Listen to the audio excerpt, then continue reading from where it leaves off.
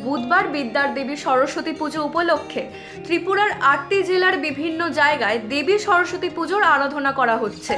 ঠিক একইভাবে সিপাহীজলা ত্রিপুরা জেলা গোলাঘাটি বিধানসভা কেন্দ্রের অন্তর্গত যুগল কিশোরনগর রায়পাড়ায় বিদ্যার দেবী সরস্বতী পুজোর আয়োজন করা হয়েছে।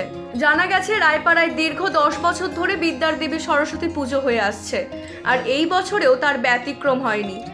তবে এই বছর রায়পাড়ার ছোট ছোট শিশুদের উদ্যোগে বেশ আকর্ষণীয় হয়ে উঠেছে দেবী সরস্বতী পুজো। রায়পাড়ায় এই বছর দেবী সরস্বতী পুজোয় পাড়ার ছোট ছোট শিশুরা বেশ কিছুদিন আগে উদ্যোগ নেয় যে এই বছর তাদের পাড়ার সরস্বতী পুজো মানুষের কাছে আকর্ষণীয় পুজো হিসেবে তুলে ধরবে। তাই শিশুরা বুর্জ খালিফার আদলে দেবী সরস্বতী পুজোর প্যান্ডেল তৈরি করেছে।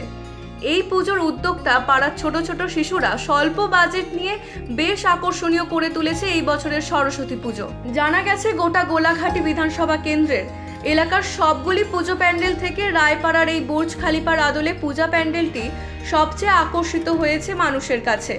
বুধবার সকালে এলাকার বিশিষ্ট সমাজসেবক নিতাই শীল সহ পাড়ার অন্যান্য সমাজসেবক ফিতে কেটে ছোট ছোট শিশুদের উদ্যোগে আকর্ষণীয় দেবী সরস্বতী পুজোর উদ্বোধন করেন।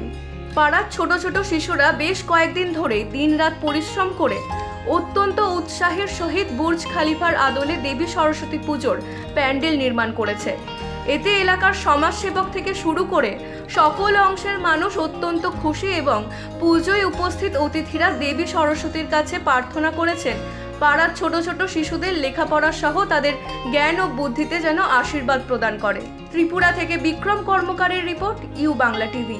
ইউ বাংলা টিভি, হৃদয় ছুঁয়ে যায়।